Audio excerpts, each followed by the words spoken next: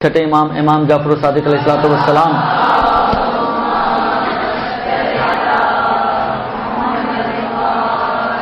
جو رئیس مذہب جعفری کہلاتے ہیں، امام علیہ السلام فرماتے ہیں کہ لا تنالو شفاعتنا لمن استخف بالصلاۃ، کہ جو بھی نماز کو سبک سمجھے گا اس تک ہماری شفاعت نہیں پہنچے گی۔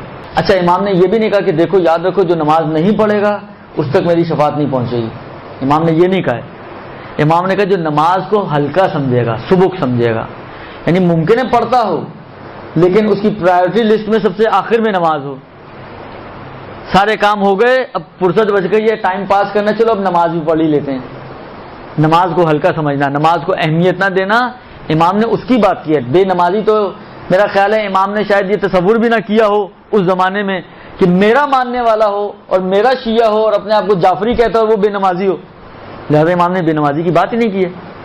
یعنی یہ امام نے گویا مسلم سمجھا کہ اگر ہمارا ہوگا تو نمازی تو ہوگا ہی ہوگا، اما اس کے اندر امکان تھا کہ نمازی ہونے کے باوجود بعض اوقات ہو سکتا ہے کہ دنیا اتنی غالب آ جائے کہ وہ نماز کو اتنی اہمیت نہ دیتا ہو۔